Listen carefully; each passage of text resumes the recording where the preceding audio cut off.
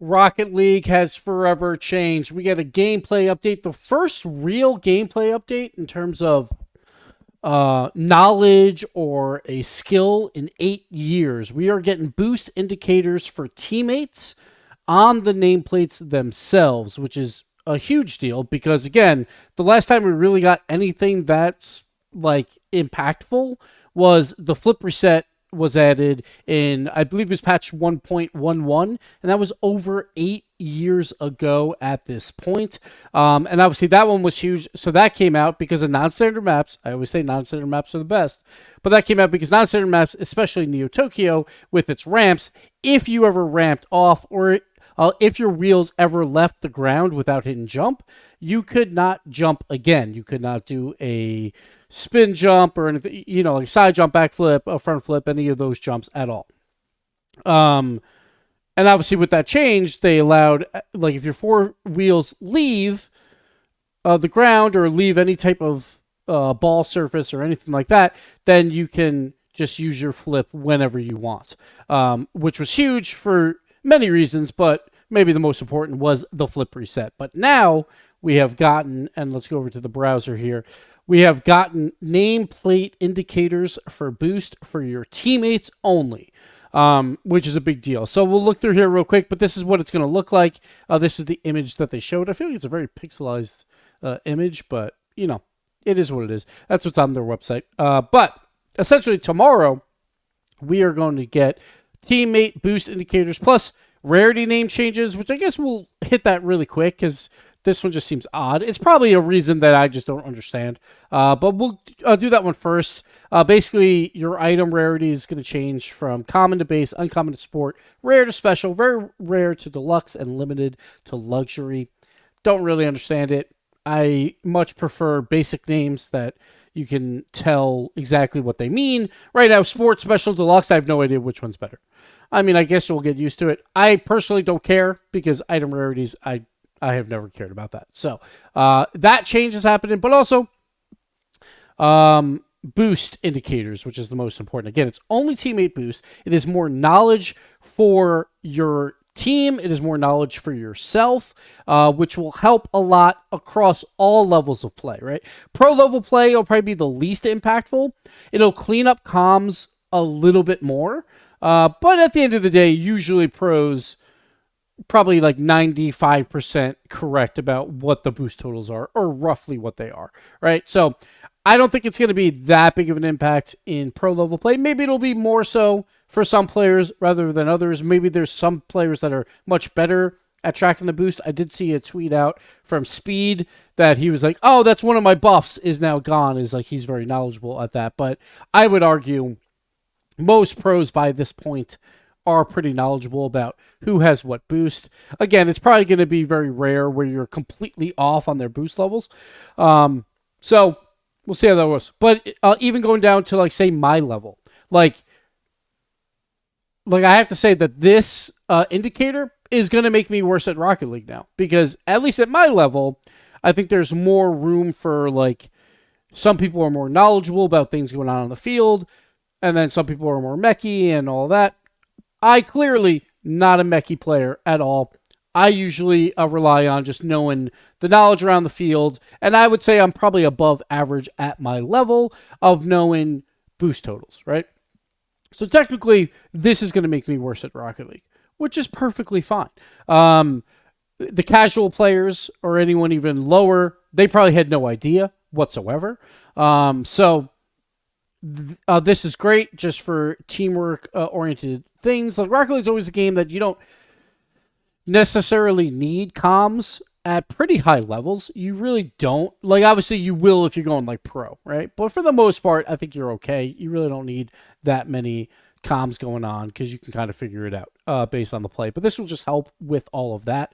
I think, for the most part, from what I've seen on pro Twitter, most people are pretty excited about it. There's very few exceptions that are like, I'm not really a fan of, like, this happening a week before qualifiers. My argument, I guess, there would be at least it's between splits, which is fantastic, instead of being, like, right before, like, a major or something like that. But, like, the general consensus is, oh, this is great.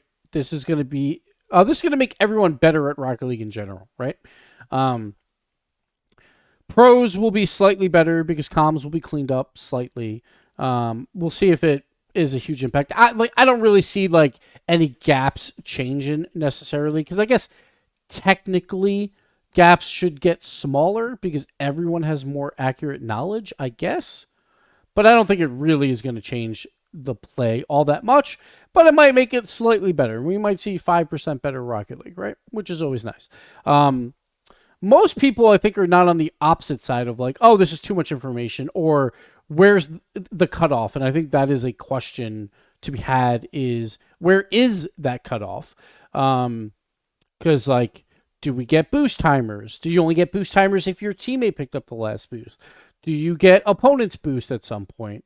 I saw a few people worried that, like, maybe there'll be a way for hackers or whatever you want to call them. Like, I always find hackers a weird word, but we'll use that word for here. But to be able to see opponents' boosts the same way that you can see teammates' boosts, obviously that is not clear if that'll happen or not. But even if that did happen, which obviously is worse, I don't think it's like the biggest deal in the world. It's not like an aimbot or something like that. But would we ever get opponent's boost? I assume we would never get opponent's boost. I assume we'll never get boost timers because they would just clutter up the field. But if we did get boost timers, I could see if your teammate picked one up, then you know the boost timer would be something that's like a middle ground that I could possibly see happening. Do I want it? Probably not. Because again, it's just going to make me worse at Rocket League at some point. There's always a how much knowledge is too much knowledge. And this happened in League of Legends as well. Probably the only other one that I can speak of where League of Legends used to have no timers at all through the jungle, dragons, barons, nothing. You just had to know them. You had to write them down. I'm a very casual League of Legends player. Like every year, I just try and hit gold and ranked. And then I quit for the year. And then I come back and do it the following year. I loved when they added timers. It helped me so much because I'm like, I really don't feel like paying attention to all this stuff, right? Now, that information is way more information than just boost indicators in Rocket League, right? Rocket League, the game's moving fast. It's not as impactful in the grand scheme of things compared to League of Legends timers, but I still loved it in League. I still love this in Rocket League. I think it's going to make everyone much, much better. But yeah, there is that question of, is there too much knowledge to be had? At certain times, a flip reset indicator, is that too much knowledge? Is that also unfair for the defense? Of like, now the offensive player is going to know when they have a flip reset, but the defensive player, they will not know that they have it. So, in my opinion, I think you don't do flip reset indicator personally, because I do feel like it makes the defensive side of the play much harder. But I wouldn't be like shocked if that happened. And then I probably wouldn't do boost timers at all. But if you were going to do boost timers, you would only do it based on teammate pickups. But I think it would just clutter the UI and clutter the field. So I don't think they will do that. As you can see with these boost indicators, they are very minimal, right? They're already part of a UI element that's in the game. They probably don't want to clutter their own UI either. So at least it's in the game, but it's in nameplates. And now this might mean people use bigger nameplates if they want to see the boost better or not. So we'll see how that all plays out. But at the end of the day, I think this is great for Rocket League. I think it's been great what Rocket League's been doing lately. Seems like they're slowly making some updates and doing some quality changes. Like even in the RLCS, there's been quality changes coming out as well. So I think we're on an uphill trend here, which is fantastic. Very excited for it. And we'll get to experiment with these boost indicators tomorrow. Let me know your thoughts in the comments below. Is this too much knowledge? Do you hate this update? Because I know there's probably a few of you that do. I'm worse at Rocket League now. In 24 hours at least, I'll be worse at Rocket League. But hey, it is what it is. But thank you guys for watching. Sorry, no videos lately. Been kind of taking a little bit of a break during this RCS split break. But we'll be back soon with some more videos, some roster breakdowns, and all of that. So, thank you guys. See you next time.